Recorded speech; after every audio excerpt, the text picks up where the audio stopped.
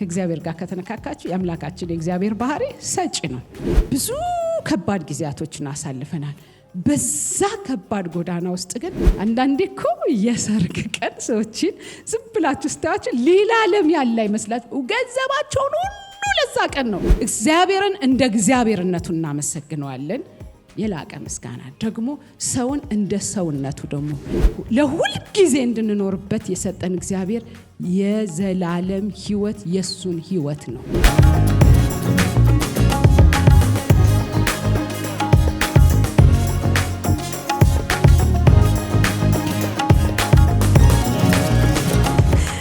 ዘመናችሁ ይባረክ።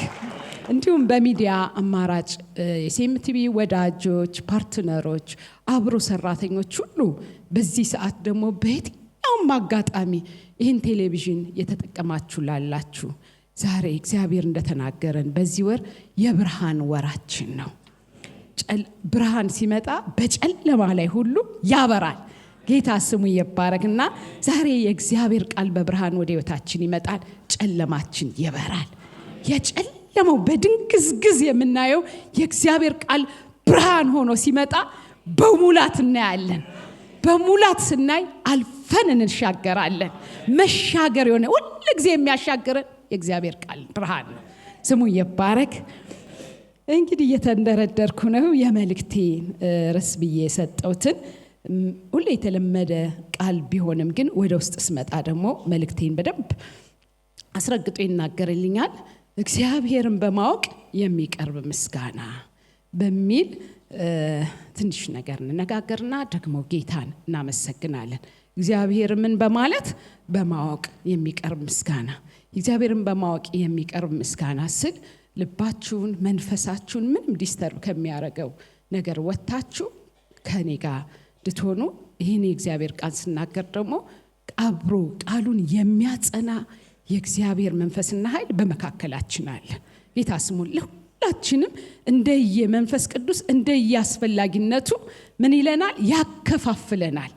እግዚአብሔርን በማወቅ የሚቀርብ ምስጋና ስንል ከሰጪው ጋር ባለን ጥብቅ ግንኙነት የምናቀርበው ምስጋና ማለት እግዚአብሔርን ሁላችንም እንደገባንና እንደየደረጃችን ማለት እኛ እንደተረዳነው መጠን እግዚአብሔር እናውቀዋለን። እግዚአብሔርን አናቅም ማለት አይደለም። ግን እግዚአብሔር ማወቅ ማለት ግን ሁሉ ጊዜ በየጊዜው በየእግዚአብሔር ቃል በየደረጃው እኛ ወደ እግዚአብሔር በምንቀርብበት ነገር ሁሉ ማወቅ ነው። እግዚአብሔርን እንወቅልና ምን ይላል? እናውቀው ደግሞ ዘንድ እንከተለው ይላል። ያ ማለት እግዚአብሔር ማወቅ አንድ ጊዜ ብቻ የሚታወቅ ሳይሆን ሁሉ ጊዜ በመከተል ከሱ ጋር ባለን ጥብቅ ግንኙነት ከሱ ጋር ባለን ህብረት የውስጠኛው እግዚአብሔርን የምናውቀው በውስጠኛው በዳነው መንፈሳችን ነው። እግዚአብሔርን ማወቅ የምንችለውና ከውስጥ ባለው ከዳነው መንፈሳችን ጋር ወይ ከውስጥ በሚበራልን ብርሃን ጋር በመከተል ሁሉ ጊዜ እግዚአብሔርን እያወቅነው እንሄዳልና ያን ስንል ሰጪውን በማወቅ የሚቀርብ ምስጋና ለማለት ነው። ምስጋና ዘወትር ሁሉ ጊዜ ለእግዚአብሔር የምናቀርበው መሆን አለበት። ግን ከሁለት መንገድ በእኔ በዛሬ መልእክቴ ከሁለት መንገድ ሰዎች ምስጋና ለእግዚአብሔር ሊያቀርቡ ይችላሉ። ሁለቱም መንገዶች በጣም አስፈላጊዎች ናቸው። አንደኛው መንገድ በጣም ጥሩ አስፈላጊ ነው መሆንም አለበት፣ የእግዚአብሔርን ቃል ያዘናል። ወደ ሁለተኛው ግን ሲመጣ ደግሞ ከፍ ያለና የላቀ የምስጋና መንገድ ነው። አንደኛው መንገድ በእርግጥ ትክክል ነው። ቅድም እንዳልኳቸው እግዚአብሔርን ጌታ ኢየሱስ ክርስቶስን ስንተዋወቀውና የህይወታችን ጌታ አድርገን ስናውቀው በብርሃን ነው ጌታን የምናውቀው። ዳግም ስንወለድ በብርሃን ነው የምናውቀው። ግን ትንሽ ነች፣ እንጭጭ በጭላንጭል ነው የምናውቀው። የሞተው መንፈሳችን ድህነትን ሲያገኝ እግዚአብሔር እናውቀዋለን። ምንድነው ብለን በማንለው ሁኔታ ብቻ ግን ቅጽበታዊ ድህነትን ስለምናገኝ እግዚአብሔር እናውቀዋለን። ያቺ ማወቅ ግን እንደ ዘር ሆና በየጊዜው እግዚአብሔርን በመከተል ግን በየደረጃው በየመንገዱ በየግንኙነት ህብረት ልናደርግ ራሳችን በሰጠን መጠን እግዚአብሔርን እያወቅ ነው ከዕለት ዕለት ልጅነታችንን እየሻርነ እግዚአብሔርን የምናውቅበት መንገዶች አሉ። አያቆምም። እግዚአብሔር ማወቅ የሚባል አያቆምም፣ ግን ጅማሬ ያለው። ምስጋና የሚባለው ደግሞ ጅማሬ ያለው። ምን ሰጠው እንደገባን መጠን ለእግዚአብሔር ምስጋና እንሰጠዋለን፣ ግን እያደገ የሚሄድ ነው።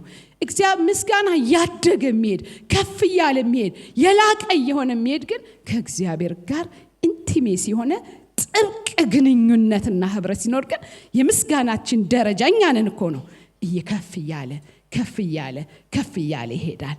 ጌታ ስሙ ይባረክ። የአምላካችን የእግዚአብሔር ስም የተባረከ ይሁን። አንደኛ ዮሐንስ ላይ 1:2 ሲናገር ምን ይላል? በጣም ደስ ይለኛል። ስለ ጌታ ኢየሱስ ክርስቶስ ነው ምስክርነቱን ዮሐንስ እዛጋ ያቀረበውና ምን ይላል? ያየነውን ይላል፣ የቀመስነውን ይላል፣ ደግሞ በእጆቻችን የዳሰስነውን ይሄንን እናወራላችኋለናል። ይሄን አይተናል፣ ደግሞ ቴስት አድርገነዋል። ማየት ብቻ እግዚአብሔር እናውቀዋለን ብቻ ሳይሆን ቀምሰነዋል።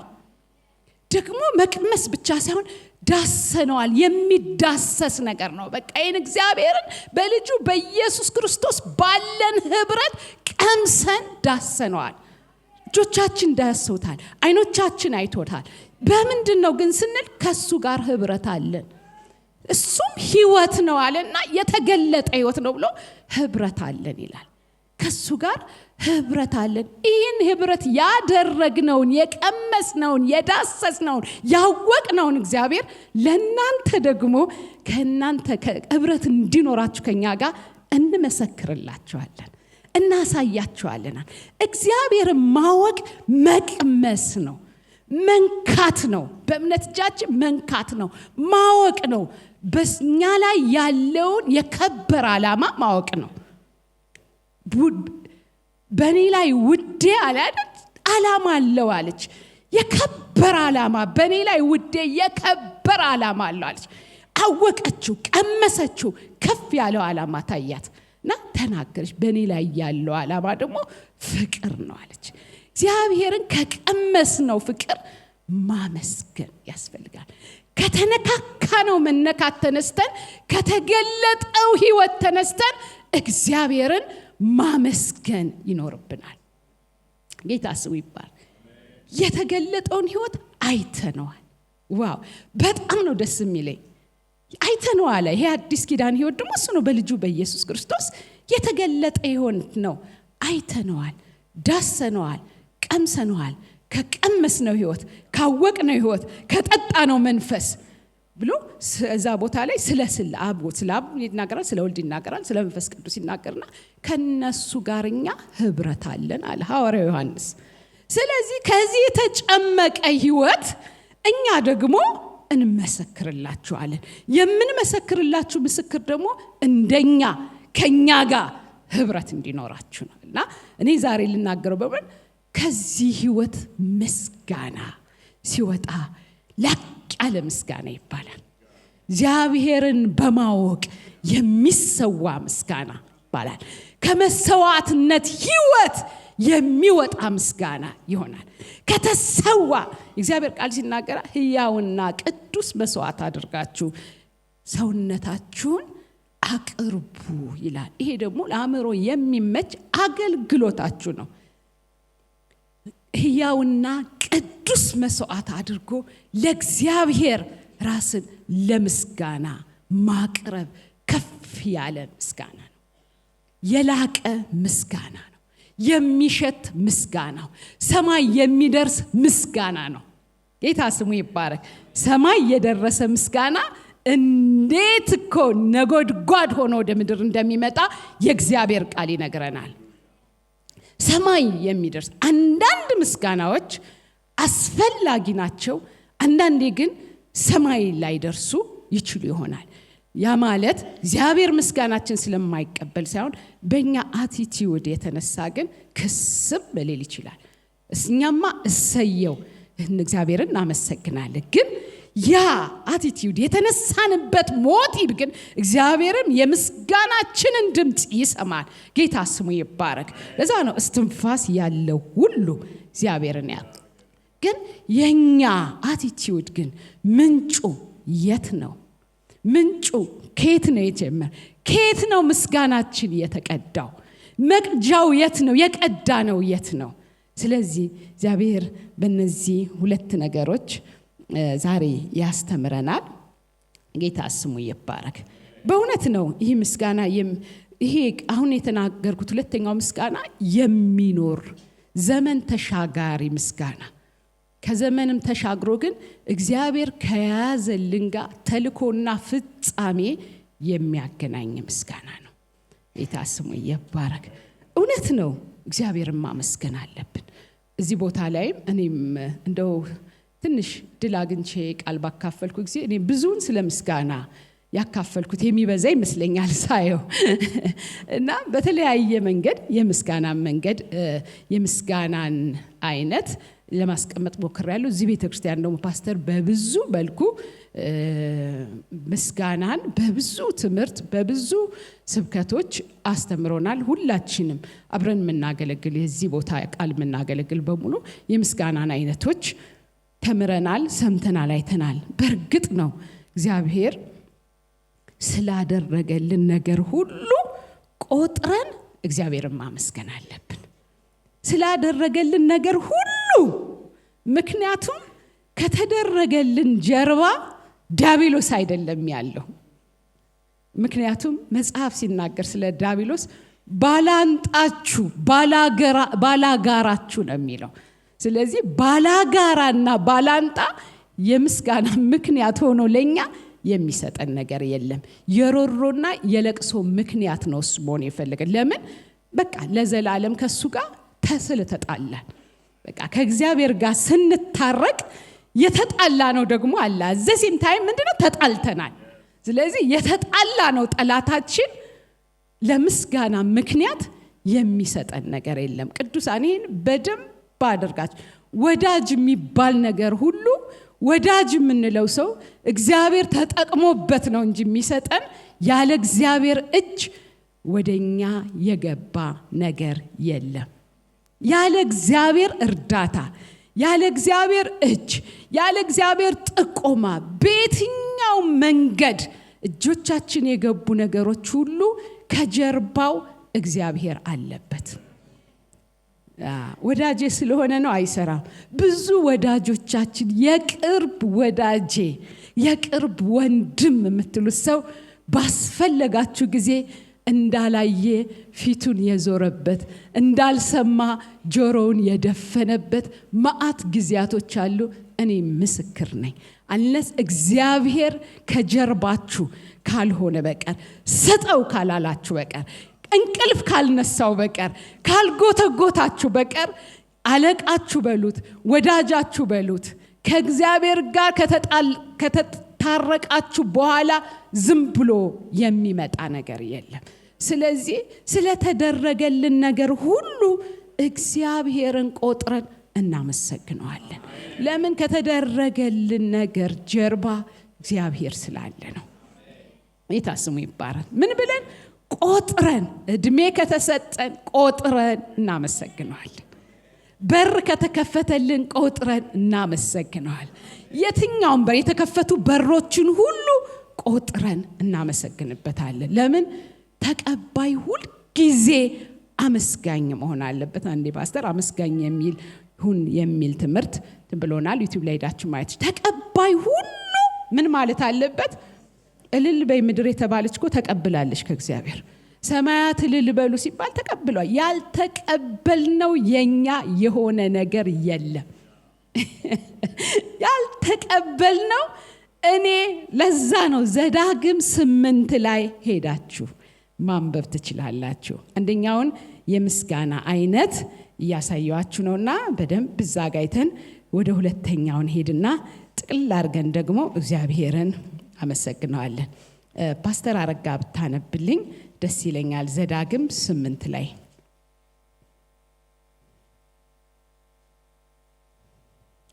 17 ላይ ማንበብ ትችላለን። ኦሪት ዘዳግም ምዕራፍ 8 ከቁጥር 17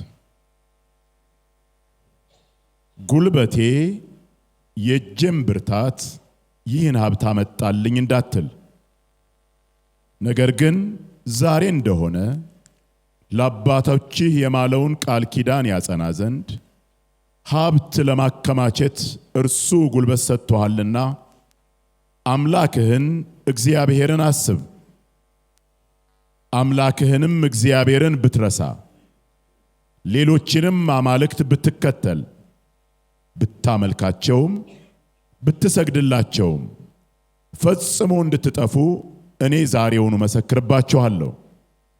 የአምላካችሁን የእግዚአብሔርን ቃል ስላልሰማችሁ እግዚአብሔር ከፊታችሁ እንደሚያጠፋቸው እንደ አሕዛብ እንዲሁ እናንተ ትጠፋላችሁ። አሜን። ጨርስ። በልብህም ጉልበቴ የእጄ ብርታት ይህንን ሀብት አመጣልኝ እንዳትል። የትኛም ተምሬ ነው ያመጣሁት፣ ሰርቼ ነው ያመጣሁት፣ ጥሬ ግሬ ነው ያመጣሁት እንደዚህ ነው ብትሉ ከዛ ጀርባ ግን የእግዚአብሔር እጅ አለበት። ስለዚህ እንዳትል። ነገር ግን ዛሬ እንደሆነ ለአባቶችህ የማለውን ቃል ኪዳን ያጸና ዘንድ ሀብትን ታከማች ዘንድ እግዚአብሔር ጉልበትን ሰጠ፣ ኤምፓወር አደረገ። ጌታ ስሙ ይባረክ። በፍጹም ከተደረገልን ነገር ጀርባ የእግዚአብሔር እጅ አለ። ከተከፈተ በር ጀርባ የእግዚአብሔር እጅ አለ። ከተፈወስንበት ነገር ጀርባ በጸሎት እንፈወስ፣ በሐኪም እንፈወስ፣ በየትኛው መንገድ ጤንነታችን ይመለስ፣ ከዛ ጀርባ የእግዚአብሔር እጅ አለ። ስለዚህ ግን ከዚህ ጀርባ ያለው እግዚአብሔር እጅ ምስጋናው እንዲሻገር ይፈልጋል። እመጣበታለሁ። ምክንያቱም ውዳችን በእኛ ላይ ያለው ዓላማ ፍቅር ነው። ዓላማ አለው። ስለዚህ ቃል ኪዳኑን ያጸና ዘንድ ምንን ያጸና ዘንድ? ቃል ኪዳን ያጸና ዘንድ ኃይል ሰጥቷል፣ ጉልበት ሰጥቷል፣ እንድታፈራ አድርጓል፣ እንድትሰራ አድርጓል። አእምሮህን ከፍቶልሃል፣ በጤንነት ባርኳል፣ ደጆች ከፍቶልሃል፣ በሄድክበት መስሪያ ቤት ሞገስ ሰጥቷል፣ ተቀባይነት ሰጥቷል፣ ጎረቤት ሰጥቷል፣ ወዳጅ ሰጥቷል። አብረው እንድትሰራ እግዚአብሔር በሮችን ሁሉ ያለ እግዚአብሔር የበላ ይጠጣ አይደለም የሚል። ስለዚህ እግዚአብሔር ስላደረገን ነገር ሁሉ ቆጥረን እግዚአብሔርን ሰጪው እግዚአብሔር ስለሆነ ከጀርባ እግዚአብሔር ስላለ ምን ማድረግ አለብን? እግዚአብሔርን ማመስገን አለብን። የሚገባውን እግዚአብሔርን እንደ እግዚአብሔርነቱ ማመስገንና ማክበር ይኖርብናል። የሚገባውን እግዚአብሔር። ከዛ ደግሞ ሰዎችን ተጠቅሞ የሰጡንን የከፈቱልንን በር እግዚአብሔርን ድምፅ ሰምተው እግዚአብሔርን ታዘው እግዚአብሔር ተጠቅሞባቸው ያደረጉልን ሰዎች ደግሞ እንደ ሰውነታቸው ማመስገን ይኖርብናል። እኔ እሱ እግዚአብሔር ነው እግዚአብሔር ስላስገደደው አይባልም። ይሄ እግዚአብሔርን ከሚያውቅ ሕዝብ ከጀርባው እግዚአብሔር ካለ እግዚአብሔርን ከሚያውቅ ሕዝብ አይጠበቅም አይደል? ይሄ አይጠበቅም። እግዚአብሔርን እንደ እግዚአብሔርነቱ ክብርን እንሰጠዋለን፣ ምስጋና እንሰጠዋለን። ሰዎችን ደግሞ እንደ ሰውነታቸው አመሰግንሃለሁ፣ አንተ እግዚአብሔር ለኔ ተጠቅሞብኛል። ካልዛ የሚጠቀምባቸው ሰዎችን ከአካባቢያችን ያነሳቸዋል እንዳይበዙ። እነሱ እኮ እግዚአብሔር ተናግሯቸው ሲሰጡ የምስጋናቸው ዘር እዛ ውስጥ አለ። እኛ ወደኛ እግዚአብሔር እኛን ሲባርከን ከያንዳንዱ በረከት ጀርባ ዘር አለ። ምስጋና ከነገ በረከታችን ጋር የሚያገናኝ ዘር ነው። ተበልቶ የሚጨረስ አይደለም። እግዚአብሔር ዘር ነው የሚሰጠው እና እነሱ ለኛ ሲሰጡ ከስጦታቸውና ከመታዘዛቸው ጋር ምን አለ? ዘር አለ። ነገ የሚበቅል ቃል ኪዳን የሚጸናበት ዘር አለ። የአባቶቻችን ኪዳን ይፈጽም ዘንድ ያጸና ዘንድ ዘር አለ። እኛ ደግሞ ከተባረክንበት በረከት ውስጥ ደግሞ ምን አለ? ለነገ የሚበቅል ዘር አለ። ስለዚህ እግዚአብሔርን እንደ እግዚአብሔርነቱ እናመሰግነዋለን። የላቀ ምስጋና ደግሞ ሰውን እንደ ሰውነቱ ደግሞ ይብዛል። ስለዚህ የመጀመሪያውን ምስጋና ዘጋ አድርጌ ወደ ሌላው ለመሄድ በጣም አስፈላጊ ነው። እግዚአብሔር ስላደረገልን ቆጥረን የምናመሰግነው ምስጋና። ነገር ግን ይህ ብቻ ከሆነ የመጀመሪያ ቅድም እንዳልኳችሁ ይሄ መጀመሪያው እያደገ እግዚአብሔርን በማወቅ እያደገ ወደ ብስለት እየመጣ ከእግዚአብሔር ጋር ባለን ህብረት እያዳበር ነው ከፍ ያል ነው ከልጅነት ወደ ብስለት እየመጣን በተገለጠው ህይወት ወደ ማመስገን ደረጃ ይመራናል። መጀመሪያ ግን ያስፈልጋል። እዛው ላይ ከቀረ ግን ምን አይነት የምስጋና አይነት ይሆናል? የመቀበልና የተጠቃሚነት ምስጋና ብቻ ይሆናል። እግዚአብሔር ምን ሲለን ሲሰጠን እናመሰግነዋለን፣ እንጠቀምበታለን። እስኪሰጠን ደግሞ እጅ በደረት አድርገን እንጠብቃለን። ምንም ከእግዚአብሔር ጋር ግንኙነት ህብረት አይኖረንም። የመቀበልና የመጠቀም እስከሰጠን ድረስ ብለን እናመሰግነዋለን። ሰጥቶናል። ህይወት ግን የመሰጠት ብቻ ነው። የመቀበል ብቻ ነው ወይ? የመስጠት አይደለም ወይ? የመመለስ አይደለም ወይ? ህይወት በመስጠት ብቻ የታጀበች ነው። ስለ ህይወት ስንናገር ህይወት ብዙ ጎዳና ነው አይደል? ብዙ የህይወት ዳይሜንሽኖች አሉ። የእልልታ ብቻ አይደለችም። በህይወት ውስጥ ለዛውም ከእግዚአብሔር የተቀበልነው የዘላለም ህይወት ነው። ይሄ ዘላለም ህይወት ደግሞ ምድር ላይ የተጀመረ ህይወት ነው። ስለዚህ በምድር ጉዟችን ስንሄድ ብዙ መንገዶች አሉት። ሸለቆ ሸለቆ አለ አይደል? ተራራ አለ። በቃ ሳሉት እናንተ ወደዚህ ወስዳችኋል፣ አንዴ ወደዚህ ወስዳችኋል፣ አንዴ ወደዛ ወስዳ በጣም ህይወት በጣም በቃ መንገዷ ብዙ ነው፣ ረጅም ነው። ደግሞ ጌታ መጥቶ እስኪወስደንና እኛ ወደሱ እስክንሄድ ድረስ የውጣ ውረድ ምድር ላይ ነው ያለ ነው። ስለዚህ ሁሉ ጊዜ በተደረገልን ነገር ብቻ ላይ ቆመን እስካደረገልን ድረስ ብቻ እግዚአብሔርን ካወቅነው የማይደረግ ነገሮች አሉ። ለሁሉ ጊዜ እንድንኖርበት የሰጠን እግዚአብሔር የዘላለም ህይወት የሱን ህይወት ነው። የሱን ህይወት ደግሞ የምንኖረው በዚህ ምድር ላይ ነው። ይሄ ምድር ደግሞ ሙላት አይደለም። የእግዚአብሔር መንግስት ውስጥ ገብተን ነው የምንኖረው። ጌታን ስንቀበል ትክክል ነው፣ እሱ መንግስት ውስጥ ገብተናል። እሱ መንግስት ግን ቅምሻ በዚህ ምድር ስላለ ቅምሻዋን ያየናት። በመንፈስ ቅዱስ ታትመናል፣ ድነናል፣ መንግስት ውስጥ ነው ያለን። ግን ያለች በሙላት ገና አልተገለጠችም። ስለዚህ እኛ በዚህ ምድር ላይ እስክንሄድ ድረስ ምን ሄደው መንገድ ጠመዝማዛ አለ፣ ሸለቆ አለ፣ ተራራ አለ፣ ኮረብታ አለ፣ መደሰት አለ፣ ማዘን አለ። ለዛ እኮ ነው በዛ ሀዘን የለም የሚለው። በዚህ ግን አለ። በዛ ግን ሙላት ስላለ ሀዘን የለም፣ ለቅሶ የለም፣ እንባ ይታበሳል ከዓይናችን። እዛኛው ነው። እዚህኛው ግን ቅምሻ ስለሆነች ደግሞ ምድር በወደቀችው ምድር ነው ይሄ አዲስ ህይወት እየኖረ ያለ። በዚህ ውዳቂ ሰውነት ነው ነገ በሚወልቀው ውስጥ ገብቶ ነው አይደል? ስለዚህ ይሄ ሰውነት አምጣ ይላል። በቃ ሙላት የለውም፣ ምንም የለውም። ስለዚህ ያ ምስጋና በጣም አስፈላጊ ነው። እያደገ እግዚአብሔርን በማወቅ ከሰጪው ጋር ህብረት በማድረግ የዘላለም ህይወት መንገድ በማወቅ ከፍ እያለ መሄድ አለበት። ያ ማለት በደስታም በሐዘንም በራብም በጥማትም በጉድለትም በሙላትም አይደል? ካልዛ ግን ያኛው ለእግዚአብሔር የምናቀርበው ምስጋና የተጠቃሚነትና አስምሩልኝ በደንብ አድርጋ የተቀባይነትና የተጠቃሚነት ብቻ ህይወት ነው የሚሆነው። በሱ ውስጥ ግን ለአባቶቻችን የተገባው ቃል ኪዳንና እግዚአብሔር በእኛ ላይ ሊሰራ ያለው ዓላማ ሊፈጸም አይችልም። ጌታ ስሙ ይባረክ። ማመስገን አለብን፣ ትክክል ነው። ግን እያደገ ብዙ ክፍሎች ነው ያሉት። ሮሜ 14 ላይ ሲናገር ምን ይላል? የእግዚአብሔር መንግስት ጽድቅና ሰላም በመንፈስ ቅዱስ የሆነ ደስታ ናት እንጂ መብልና መጠጥ አይደለችም። ስለዚህ በዚህ መንግስት ውስጥ ገብተን በመንፈስ ቅዱስ ውስጥ ገብተንና ሰክረን ስለ ሁሉ ነገር ይላል መጽሐፍ ቅዱስ ሲናገር ኤፌሶን ላይ አይደል 5:20 ስለ ሁሉ ጊዜ ስለ ሁሉ እግዚአብሔርን አመስግኑ ይላል። አንደኛው ምስጋና ምክንያት በምንድን በእግዚአብሔር መንግስት ውስጥ መብልና መጠጥ አይደለችም ይላል። ሰላም፣ ደስታ በመንፈስ ቅዱስ የሆነ ደስታ ነው እንጂ መጠጥና የእግዚአብሔር ጽድቅ ነው፣ ሰላም ነው በመንፈስ ቅዱስ የሆነ ደስታ ናት እንጂ መብልና መጠጥ አይደለም። ስለዚህ አንዳንድ ጊዜ ያኛው ምስጋና ስንበላ ብቻ ነው የምናመሰግን።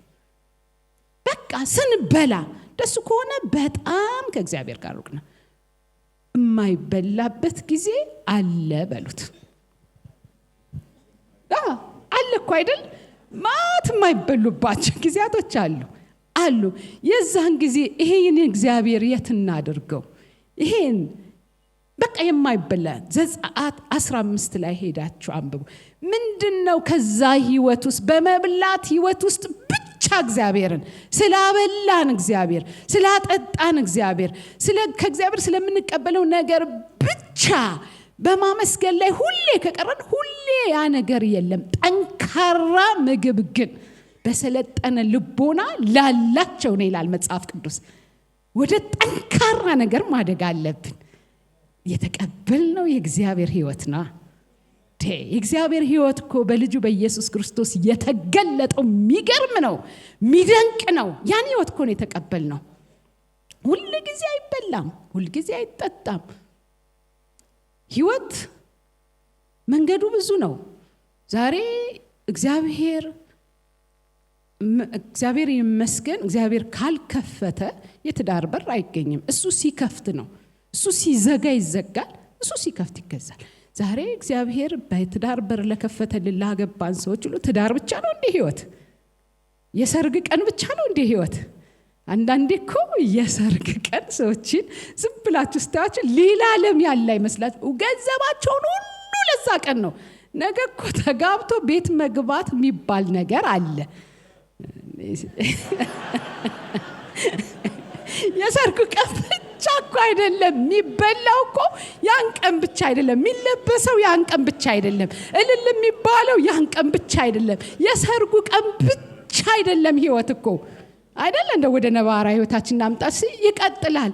እና እኔ የጋብቻ ትምህርት አስተምር እላለሁ። በጣም እኮ ሰው ሁሉ እያትረፈረፈ የቆረጠ የሚጥለውን ስጋ ያቺ ሴት ወደ ቤቷ ከገባሽ በኋላ ባሏ ነገ የሚፈልገው ቁርስ እንድታበላው ነው። የተገባችው ቁርስ ታበላለች። እና ያ ስጋ ሁሉ ትዝ አይላችሁም እላችኋለሁ።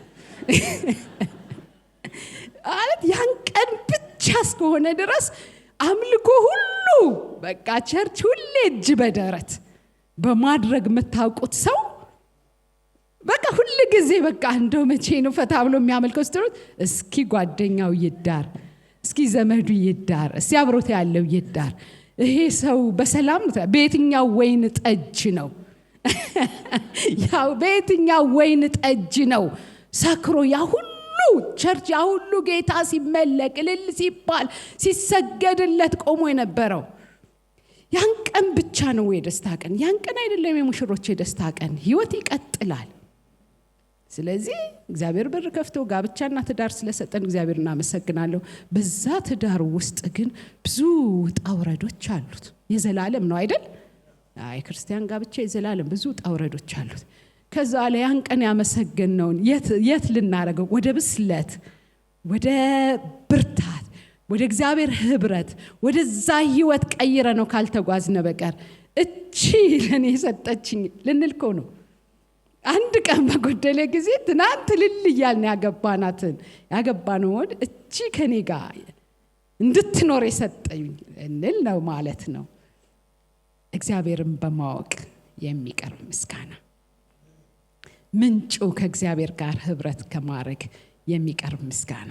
እግዚአብሔርን በማወቅ የሚቀርብ ምስጋና ስንል የእግዚአብሔርን ማንነት በማወቅ የሚቀርብ ምስጋና፣ ከእግዚአብሔርን ባህሪ ከማወቅ የሚቀርብ ምስጋና። ሁሉ ጊዜ ማመስገን እንችላለን። መጽሐፍ ቅዱስ እንደሚናገረን ሁሉ ጊዜ ስለ ሁሉ አይደለም የሚለው? በጌታችን በኢየሱስ ክርስቶስ ስም አምላካችንና አባታችን ስለ ሁሉ አመስግኑት ሲል፣ ሁሉ ጊዜ ሰላም ነው እንዴ? ሁሉ ጊዜ ጤንነት አለ እንዴ? በዚህ ወደቀ ምድር፣ በዚህ ተገፎ ነገር በሚወድቅ በዚህ ድንኳን አለ እንዴ? በሽታ አለ በዚህ ውስጥ። በዚህ ድንኳን በውስጠኛው ሰውነታችሁ ጠንክሩ የሚለው እኮ ለዛ ነው። እግዚአብሔርን በማወቅ ጎልብቱ፣ ጠንክሩ፣ ለተቀበላችሁት ሕይወት አመስግኑ። ምስጋና ከዚህ ምንጭ ይፍለቅ፣ ከዚህ ምንጭ ይፍለቅ። ካልዛ ግን ሁል ጊዜ ደስታ የለም፣ ሁል ጊዜ እልልታ የለም።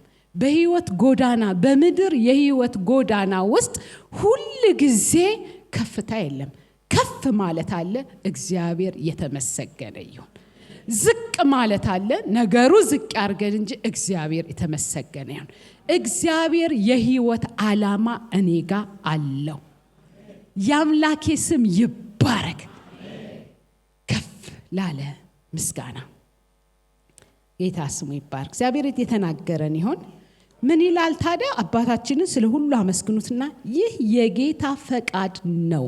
ሁል ጊዜ እግዚአብሔር ማመስገን የጌታ የአምላካችን ፈቃድ ነው።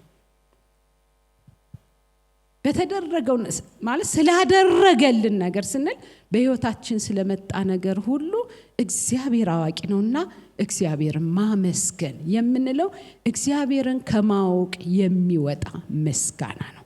እግዚአብሔርን ከማወቅ ስንል ማንነቱን ከማወቅ ትናንት መልካም ሆነ፣ ጌታ ስሙ ይባረክ። ዛሬ ነገሮች መልካም አልሆኑም። የእግዚአብሔር ማንነት ግን ነገሮችን የሚቀይር ነው። ያ ነገር ለምን ወደ ሕይወታችን መጣ? እሱ ሉዓላዊ አምላክ ነው። አናቀው። የእግዚአብሔር መንገድ አናቀው። እኛ አዋቂዎች ሁሉን አዋቂ አይደለንም አይደል? ሁሉን አዋቂ ነን እንዴ? ከእውቀት ከፍለን እናውቃለን። እግዚአብሔር ዛሬ ሲባርከን ከእውቀት ከፍለን እናውቃለን። እግዚአብሔርን እናመሰግናለን። ነገ ያ በረከት የቆየ ነግ ሲል ገጭ ሲል ጎደል ሲል ከእውቀት ከፍለን እናውቃለን። አናውቅም። እሱ ሉዓላዊ ነው። ነገር ግን ውዴ በእኔ ላይ ዓላማው ፍቅር ነው። ፍቅሩን ግን እናውቀዋለን። ፍቅሩን ግን ቀምሰነዋል። ለኛ ያለውን ዓላማ ገብቶናል። ፍቅር ነው። ነውጥ ሁሉ እኛን ከእግዚአብሔር ጋር ከሆነ አያሰጥበንም። አንድ ቀን እግዚአብሔር መጥቶ ይገስጸዋል። ማንነቱን ለምን? የእግዚአብሔር ማንነት ሁሉን ቻይ ነው። የእግዚአብሔር ማንነት ሁሉን አዋቂ ነው። እኛ ለምንድን ነው ከፍለን እያወቅን ለዚህ ለፍቅር ለሆነው አምላክ ምስጋና ምንነሳው? በምን እናውቃለን እግዚአብሔር በዛ መንገድ ምን እየሰራ እንደሆነ? እግዚአብሔር ባህሪውን ከማወቅ የሚወጣ ምስጋና። ምክንያቱም ሰማይና ምድር ያልፋሉ እንጂ ቃሌ አያልፍም ብሏል። እህታችን ሊሊ ዘምራለች አይደል? አላጓድለው ምስጋናዬን አላፍራለሁ ማለቷ ነው እኮ። ትናንት አመስግኜ አይደል ዛሬ አላማረርም።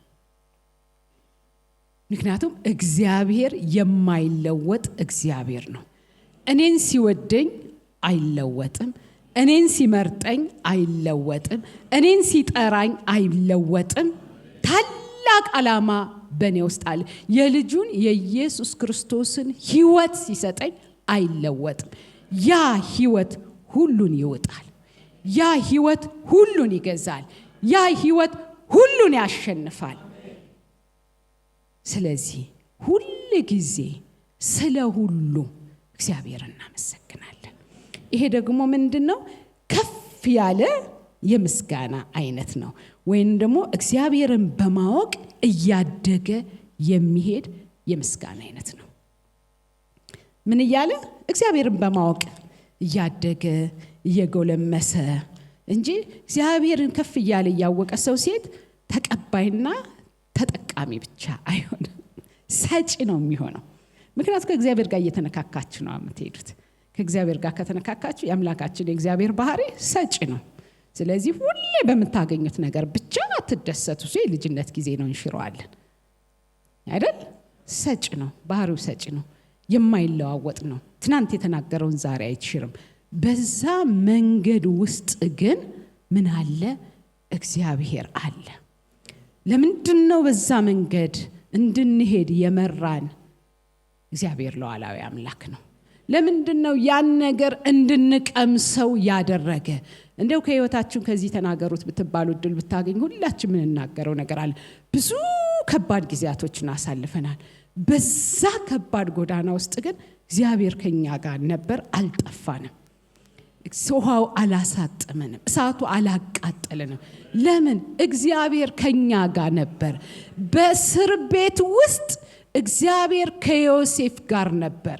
ትልቅ እኮ የህይወት አጀንዳ ነው እግዚአብሔር ለዮሴፍ የሰጠው። ነገር ግን የሄደበትን ጎዳና ሁሉ እግዚአብሔርን መርጦታል፣ አባቱም ወዶታል።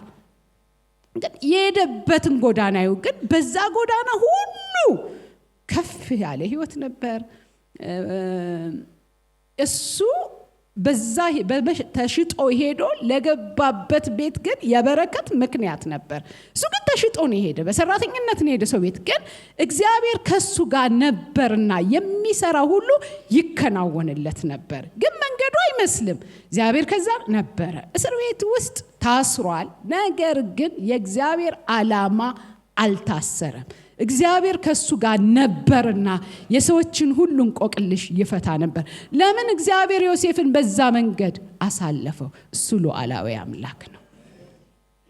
እግዚአብሔርን በሉዓላዊ አምላክነቱ ማመስገን ከሁኔታዎች በላይ ከፍ ያለ የላቀ ምስጋና ነው።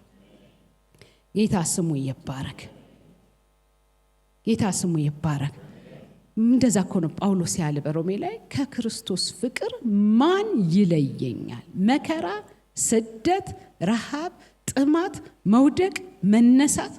ከዚህ ፍቅር በእነዚህ ሁሉ ግን ከአሸናፊዎች እንበልጣለን አይደል? በእነዚህ ሁሉ በመረጠን መከራው እያለ፣ ስቃዩ እያለ፣ ረሃቡ እያለ፣ ከዚህ ፍቅር ግን ምንድነው እግዚአብሔርን ለማመስገን የሚለየን? መከራው፣ ረሃቡ፣ ጥማቱ፣ ችግሩ ከገባን ከዚህ ፍቅር፣ ከተገለጠው ከዚህ ፍቅር፣ ከቀመስነው ከዚህ ፍቅር፣ ካየነው ከዳሰስነው ከዚህ ፍቅር የሚበልጥ ነገር። በእነዚህ ሁሉ ግን ድል አድራጊዎች ነን አለ። በማን? በእርሱ። ስለዚህ ሁል ጊዜ ያለማቋረጥ ማለት ነው። ያለማቋረጥ ማለት እኮ በቃ እርቦ አቋርጥ ምስጋና፣ እርቦ ጸሎት አቋርጥ፣ ሳታቋርጡ ጸልዩ፣ ሁል ጊዜ ስለ ሁሉ አመስግኑ ከተባለ በቃ እግዚአብሔር ለኛ ለልጆቹ ከሱ ጋር ላለን የሱ ወገን ለሆነ ይሰጠናል። ሳታቋርጡ ራብ አለ ታመሰግናላችሁ፣ ትጸልያላችሁ ያለማቋረጥ። በዛ ውስጥ ግን ያ ዘር ግን ከፍጻሜያችን ጋር ያገናኛል። ምክንያቱም ዘር አይመክንም።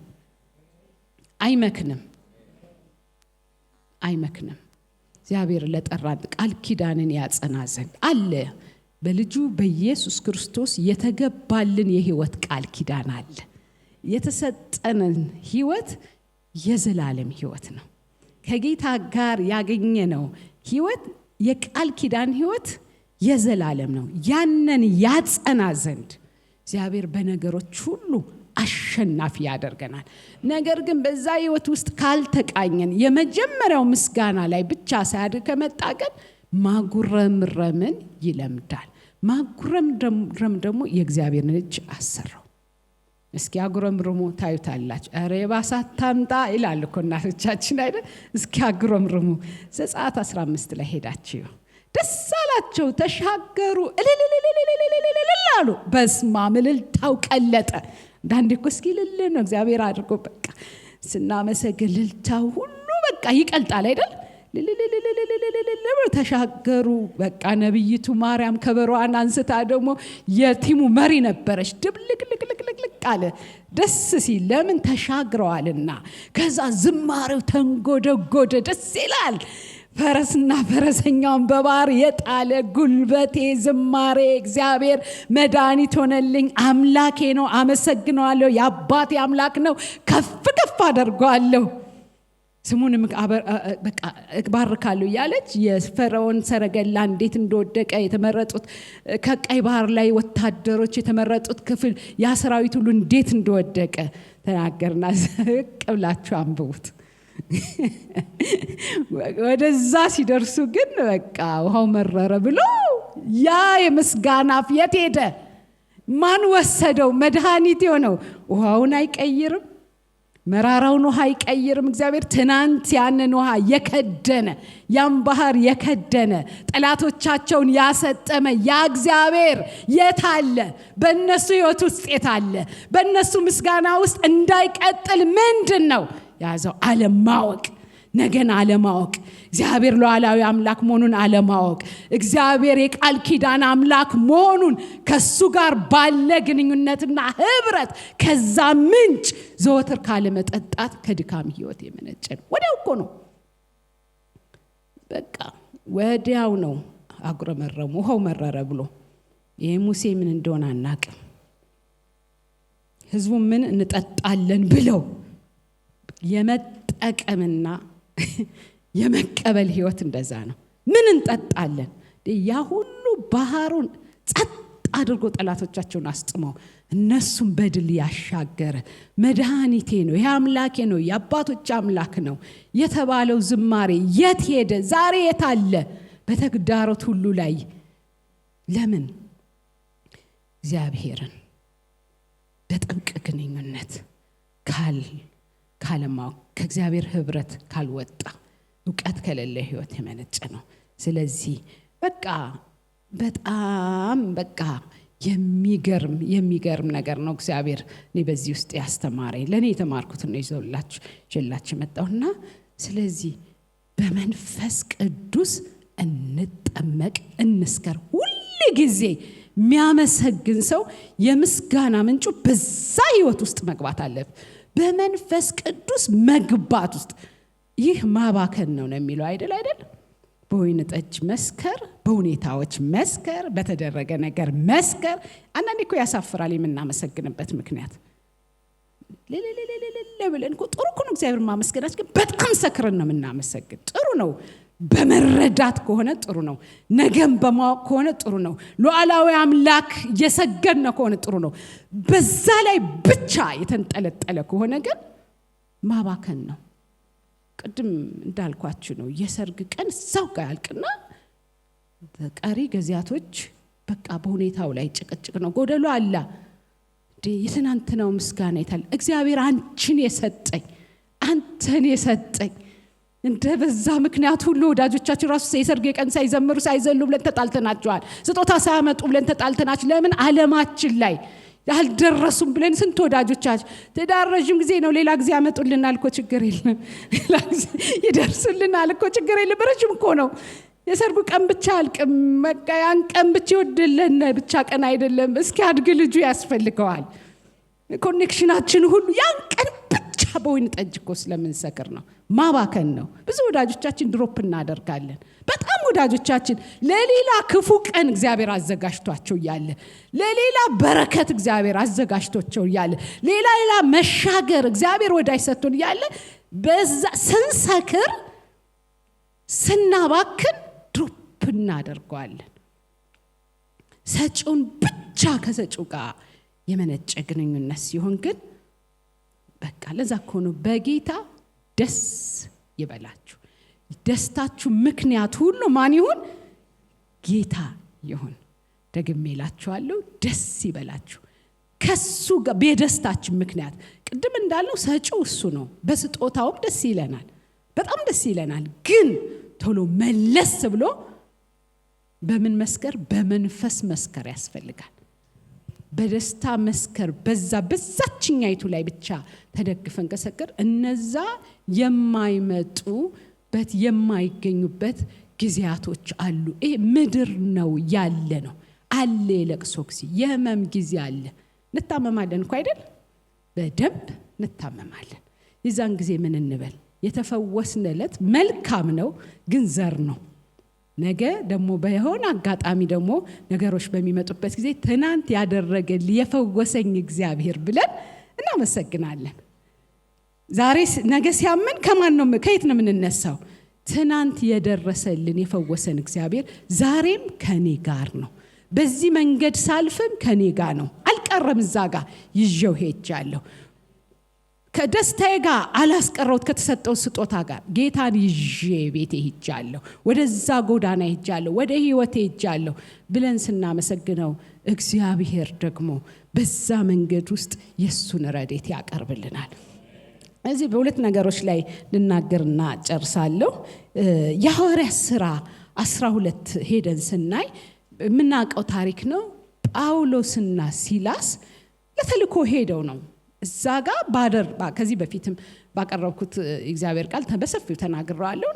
ነገር ግን ተልኳቸውን እየፈጸሙ እየሄዱ ነው። በራሳቸው ጉዳይ ተጠድፈው አይደለም። እግዚአብሔር ሰጣቸውን ተልኮ ተፈጽመው ስትሄዱ በዛች አጋንንትን ባወጡላት የትርፋቸው ምንጭ እንደወጣ ባወቁ ጊዜ ተቃረኗቸውና ወደ እስር ቤት ጣሏቸው። በዛ ቦታ ላይ ግን እንደምታውቁት እግራቸው ከግንድ ጋር ተጣበቀ እንጂ እግዚአብሔር አልታሰም። የሰከሩ ነበሩ። በእግዚአብሔር ፍቅር የሰከሩ ነበር። በእግዚአብሔር ፍቅር በመንፈስ ቅዱስ የሰከሩ ስለነበረ እልልታውና ጩኸቱ ከታሰረ እግር፣ ከታሰረ ነገር፣ ከታሰረ ተስፋ ከሌለ ምክንያቱም ወደ እስር ቤት ሰው ሲሄድ ትንሽ ጭልም ይላል አይደል? ይጨልማል። ብዙ ነገር ተስፋን ሁሉ ድብዝዝ ያደርጋል። ለመታሰር ነው። መንፈሳችሁ ይታሰራል፣ አካላችሁ ይታሰራል፣ አእምሮአችሁ ይታሰራል፣ ሁሉ ነገር ይላል። በነሱ ህይወት ግን በጳውሎስና በሲላስ ህይወት ውስጥ ግን ያልታሰረው እግዚአብሔር በውስጣቸው በመንፈስ ቅዱስ ኃይል አለና እየጸለዩ እያመሰገኑ ያለ የወይን ቤቱ መሰረት ተናወጠ። ያ ነው ጥግን ያዛ ምስጋና የወይን ቤት መናወጥ ወደ ሌላ ተልኮ ነው ይላካቸው። ከአገልግሎታቸው የደረሰባቸው ችግር ምንም ያገዳቸው ነገር እዛም አጋንንት አስወጥተው ነው፣ እዛም ነፍሳትን አድነው ነው፣ እዚህኛው እስር ቤትም እያመሰገኑ ነው። ሌላ የሚድን ነፍስ ነበረ። ምስጋና ከነገ በረከታችንና ጥሪያችን ጋር የሚያገናኝ በረከታችን ነው። እሱ እንዴት እግዚአብሔር በህይወታችን እንዴት ይሆናል ወይንም ካለው ነገር ጋር እስረኞች ይሰሙ ነበር። ተናወጠ የነሱ ጸሎትና ምስጋና። ግን በእስር ቤት ውስጥ ነበር። እግራቸው ቆስሎ ነበር። ለምን? ያ የእስር ቤቱ ጠባቂ ኋላ ቆስላቸውን አጠበ ይላል። ቆስሎ ነበር፣ ደምቶ ነበር። አእምሯቸው አልታሰረም ነበር። የእግዚአብሔር ፍቅር በእነሱ ውስጥ። ለዛ ነው ምን ይለየኛል ከክርስቶስ ፍቅር ምን ይለየኛል ያለ ጳውሎስ። ረሃብ ነው፣ ጥማት ነው፣ እስር ነው፣ መከራ ነው፣ ስቃይ ነው። በፍጹም በእነዚህ ስሮች፣ በእነዚህ መከራ፣ በእነዚህ ጥማት ካሸናፊዎች እንበልጣለን። ስለዚህ እግዚአብሔርን እናመሰግነዋለን። እውነትም እግዚአብሔር በዛ ቦታ ውስጥ የዛን የእስር ቤቱን ጠባቂ ቤተሰብ ሁሉ መጀመሪያ አጥብቆ ከግንዱ ጋር ያሰራቸው። ጌቶች ሆይ ምን አድርግላቸዋል? ከተልኳቸው ጋር ከቀጣይ ህይወታቸው ጋር ነው ያ መንገድ። ለምን በዛ መንገድ ውስጥ እንዳለ እግዚአብሔር የለም ወይ? አለ። ለምን ያን መንገድ ፈቀደው? እግዚአብሔር ሉዓላዊ አምላክ ነው። መንገዱን ልናውቀው አንችልም። ከእውቀት ከፍለን እናውቃለን። ያቺ ሴት ምን አለች? ስለ ጌታ ኢየሱስ ክርስቶስ ሰማርያዊት ሴት ስትናገር እሱ ሲመጣ እሱ እንደሚመጣ አውቃለሁ አለች። ነው ለአንዳንድ ነገሮች ምንም መልስ የለኝም፣ እሱ ሲመጣ ሁሉን ይነግረናል አለች። በቃ እንደሚመጣ አውቃለሁ አለች። በቃ በዛ ንግግር ውስጥ ጌታ ኢየሱስ ክርስቶስ መጥቶ እያናገራት ነው፣ ግን አላወቀችውም። እሱ ሲመጣ እንደሚመጣ አውቃለሁ፣ እሱ ሲመጣ ሁሉን። አንዳንዱ ነገር በቃ የተገለጠው ለኛ ነው፣ የተሰወረው ለአምላካችን ለእግዚአብሔር ነው። አንዳንድ መንገዶችን አናውቃቸው።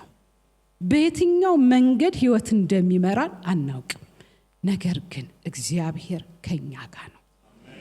እሱ ሲመጣና እሱን ስናገኘው በሙላት ሲገለጥልን በዛ መንገድ እንዴትና እሱ ይነግረናል። ሰው አይንገረን። አምላክሽ ጣለ ብሎ ሰው አይንገረን። እኛ ራሳችን ስጋችን አይንገረን። ለምን በዚህ መንገድ አልፋለሁ እግዚአብሔር ያንተ ልጅ ሆኜ አይንገረን። እሱ የእግዚአብሔር መንገድ አይደለም። እሱ ሲመጣ እሱ ሲገልጠው ሁሉ እናውቃለን። ሁሉ ነገር አልቆ ስናገኘው ያ መንገድ ለምን እግዚአብሔር ያ መንገድ እንደተጠቀመበት እሱ ይነግረናል። ሲጀመርም እሱን ስናይ ሁሉን እንረሳዋለን። ሁሉን እሱን ባየን ጊዜ ሁሉ ነው የሚረሳው። ጌታ ስሙ ይባል። ግን መጽሐፍ እንደሚነግረን በዚህ ምድር ለቅሶ አለ። የወደቀች ምድር ነች ገና። እኛንን መቤዠትን ያገኘን፣ እኛንን ህይወትን ያገኘን፣ እኛንን ቤዛችን የመጣልን።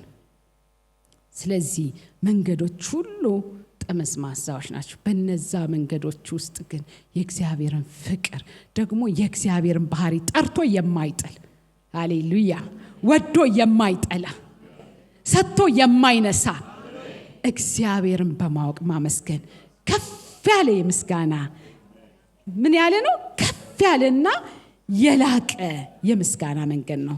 ስለዚህ እግዚአብሔር ስለሰጠን ነገር ቆጥረን እግዚአብሔርን እናመሰግናለን። ጌታ ስሙ ይባረክ። ደግሞ አንዴም ይሄን ነገር ተናግሬዋለሁ። እያመሰገነ ደግሞ መንገዶቹን ሁሉ እንሄዳለን።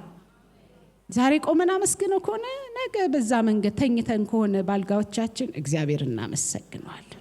ተኝተን እናመሰግናለን። ለምን? ዛሬ እስትንፋስ አለ። ትናንት ሰጥቶን በበረከት ሞልተን ከሆነ እግዚአብሔር የተመሰገነውን ትናንት ያመሰገነውን እግዚአብሔር ዛሬም በጦት ላይ ቆመን ከክርስቶስ ፍቅር የሚለየን የለም። ከዚህ ህይወት የሚለየን የለም። የኢዮብ ህይወትን ትንሽ ልበልና ጨርሳለሁ።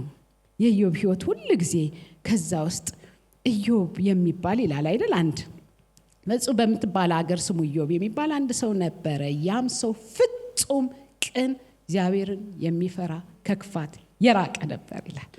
እንደ ህጉ ራሱን ፍጹም ያደረገ፣ በብሉይ ኪዳን ጊዜ ህጉ እንደሚጠብቅበት ንጹህ ያደረገ ፍጹም ነው። ፍጽምናው እንደ ህጉ ነው። ጌታ ስሙ ይባረክ። ቅን ነበረ፣ እግዚአብሔርም የሚፈራ ነበር። በቃ ተደላድሎ በብዙ በረከት ደግሞ እግዚአብሔር የባረከው ሰው ነበርና ሁሉ ጊዜ ግን ቅን ስለሆነ እግዚአብሔርን ስለሚወድ ኢዮብ ከጌታ ጋር ያለው ግንኙነት በጣም የሚገርም ነው። መልካም ባልመሰለው ጊዜ ስለሱ እኮ አይደለም፣ ስለ ልጆቹ እግዚአብሔርን የሚቀድስ ሰው ነበር። ምናልባት ልጆቼ ለምን በረከት የጄኔሬሽን እኮ ነው አይደል? የጄኔሬሽን ነው፣ ተሸጋጋሪ ነውና እሱ እግዚአብሔርን በፍጽምና በቅድስና ራሱን ባለው ህግ አንጽቶ በቅንነት ጌታን ያመልካል። ስለ ልጆቹ ስለሚፈራ የጠራና ቤቱን ይቀድሳል። እግዚአብሔርን በድለውን ሲበሉ ሀብታሞች ናቸው፣ ሲበሉ ሲጠጡ ይሰክሩ ፋን ነው። እግዚአብሔርን ይበድሉ ይሆን በእነሱ ምክንያት እግዚአብሔር በቤቴ እንዳያዝን ብሎ ምን ይል ነበር? ይቀድሰው ነበራል። ከሌለታት አንድ ቀን ግን በህይወቱ የደረሰውን ነገር ታውቃላችሁ። ግን ኢዮብ ዋው ደስ የሚል የሰጠው አምላካዊ መልስ፣ ያክብሮት ምላሽ ከዛ ልብ ይወጣ። ኢዮብ እግዚአብሔርን ያቀው ነበር። ከዛ ህይወት የወጣ ምስጋና ግን ምንድነው ያለ? እግዚአብሔር ሰጠ። ባለቤቱ ሰጪው እሱ ነው። እግዚአብሔር ወሰደው። ደግሞ የኔ አይደለም የራሱን ነው። እሱ ሰጠኝ። ከሱ በጣም ደስ የሚል ነገር እሱ ሰጠ፣ ደግሞ ባለቤቱ ወሰደ። እሱ ሉዓላዊ አምላክ ነው። ለምን ሰጠኝ? ሉዓላዊ አምላክ ነው። ለምን ወሰደው? ባለቤት ነው፣ ሉዓላዊ አምላክ ነው። የእግዚአብሔር ስም የተባረከ ይሁን ብሎ ለእግዚአብሔር አምላኩ ሰገደ። ቀላል አይደለም። በህይወቱ ያለፈውን ነገር ታውቁታላችሁ። ያላጣው ነገር የለም፣ ያላገኘው ነገር የለም፣ ያላጣው ነገር የለም። ነገር ግን ለእግዚአብሔር ክብር ሰጠ። ከዛ ኢዮብ 42 ላይ ሄዳችሁ እዩ። በነዛ መንገድ ሁሉ ግን በደህናው ጊዜ እግዚአብሔርን ይቀድስ፣ ገና በልጆቼ ምክንያት ችግር እንዳይመጣ እግዚአብሔር እንዳያሳዝን ብሎ ይቀድስ የነበረው በነዛ ከባድና የመከራ ጊዜያቶች ሁሉ ከኢዮብ አፍ ላልገባው ነገር የማይገባ ነገር አልተናገረም። እግዚአብሔር ሰጠ፣ እግዚአብሔር ወሰደ። ባለቤቱ እሱ ነው።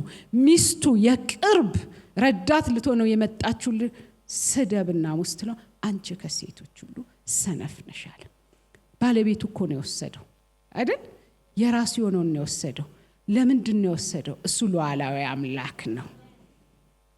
በዚህ እንድናልፍ ለምን እግዚአብሔር ፈቀደ? እሱ ምን አምላክ ነው? ሉዓላዊ አምላክ ነው። ለሱ ከዛ ሄዳችሁ አሁን አወቅኩ፣ አይኔ አየች፣ ሐሳብ እንደማይከለከል ያሰብከው እንደማይቀለበስ አወቅኩኝ አለ። እግዚአብሔርን ከማወቅ የወጣ አምልኮ ሽታ ሰማይ ደርሶ ሲመለስ ከፍጻሜያችን ጋር ያገናኘናል። ጌታ ስሙ ይባረክ። እግዚአብሔርን ከመደገፍ ከእግዚአብሔር ህብረት ከውስጠኛው ሰውነት እግዚአብሔርን እንደ እግዚአብሔርነቱ ሰጪ ነው፣ እናመሰግነዋለን። ግን እንደ እግዚአብሔርነቱ የሚወጣ አምልኮ ከልጅ ልጅ የሚሻገር በረከትን ይዞ ይመጣል። እግዚአብሔር እኮ ለአብርሃም እንደዛ በፍጹም ለዳዊት እምልልሃለሁ አለው። በፍጹም ከዙፋንህ ምን አይታጣም? ሰው አይታጣም፣ ልጅ አይታጣም፣ መብራት አይጠፋም አለው። ዳዊት ያለፈበት የህይወት መንገድ ግን ሁሉ የምስጋና ነበር አይደለም። ግን ሁሉ ጊዜ እግዚአብሔርን እባርከዋለሁ፣ ዘወትር ምስጋናው ባፌ ነው። ያ ዘር በቤቱ መብራት እንዳይጠፋ የሚሄድ በቅንነት የሚሄዱት ሰዎች ሁሉ ምንድነው የሚለው መጽሐፍ ቅዱስ? በአባቱ በዳዊት መንገድ ሄዷል ይላል። የአባታችን የዳዊት መንገድ፣ የአባታችን የአብርሃም መንገድ፣ የአባታችን የጌታ ኢየሱስ መንገድ ይሄ ነው። ቅን ነው፣ ሁልጊዜ የሚያመሰግን ነው። ጌታ ኢየሱስ ክርስቶስ እኮ እነዛን ላካቸው አይደል? ላካቸውና አጋንንት ወጥቶላት አስወጥተው መጡና ደስ አላቸው። በቃ ደስ ነው ያላቸው። በምኑ? በቃ ደስታቸው አጋንንት በመውጣት ላይ ነበር። አጋንንት ሲወጣ ደስ ይላል። ለምን? የእግዚአብሔር መንግስት ነው፣ ቅርብ መሆኗን ያሳይ። በጣም ደስ ይላል። ግን ጌታ ኢየሱስ ክርስቶስ ነገራቸው፣ በዚህ ደስ አይበላችሁ። እሱ እኮ ሐሴት አድርጓል። ከሕፃናትና ከአዋቂዎች ከጥበባን ሰውረ ለነዚህ ሕፃናት የገለጥከው ብሎ እሱ እኮ ሐሴት አድርጓል። ግን አንድ ሊያሳያቸው የፈለገ መንገድ አለ። ምክንያቱም ነገ አጋንንት አይወጣም፣ ሁሉ ጊዜ አጋንንት አይወጣም። እግዚአብሔር ደግሞ በሌላ መንገድ ይሰራል። እሱን ሊያሳይ በጣም ደስታቸው በቃ በዛ ላይ የተንጠለጠለ ነበር። በእርግጥ መልካም ነው፣ ደስ ይላል ሲወጣ። የእግዚአብሔር ጣት ከኛ ጋር ስላለች ነው አጋንንት የሚወጣ። ግን አለና እሱም ሐሴት አድርጓል፣ ከደስታ ያለፈ ደስ ብሎ። ለምን? ከጠቢባን ከአዋቂዎች ሰውራል ለነዚህ ሕፃናት ስለገለጽ ካለውና ግን ደስታችሁ በሰማይ መዝገብ ስለንሰማችሁ ስለተጻፈ በዚህ አመስግናላችሁ። ሃሌሉያ። እንነሳና ጌታ ስሙ ይባረክ። ጌታ ኢየሱስን የግል አዳኛችሁ አድርጋችሁ ያልተቀበላችሁ ቀጥሎ ያለውን ጸሎት ከኔ ጋር በመጸለይ ወደ ህይወታችሁ እንዲገባ አሮጌው ታሪካችሁ እንዲያቆም አዲስ ጅማሬ በህይወታችሁ እንዲጀምር ማድረግ ትችላላችሁ። አሁን ይሄን አብረን እንጸልይ። እኔ የምለውን በማለት ኢየሱስን ወደ ህይወታችሁ ጋብዙት። እግዚአብሔር አምላክ ሆይ ዛሬ ወደ አንተ ስለጠራኸኝ አመሰግንሃለሁ። እግዚአብሔር ሆይ እኔ ኃጢአተኛ ነኝ፣ ኃጢአቴን ይቅር በለኝ፣ መተላለፌን ደምስስልኝ።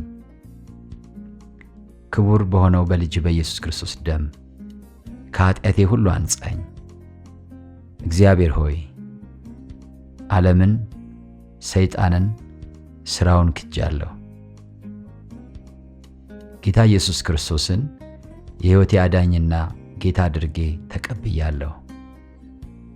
ኢየሱስ ክርስቶስ ከሙታን እንደተነሳ በልቤ አምናለሁ።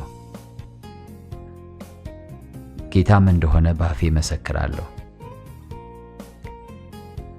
እግዚአብሔር ሆይ ስለተቀበልከኝ አመሰግንሃለሁ።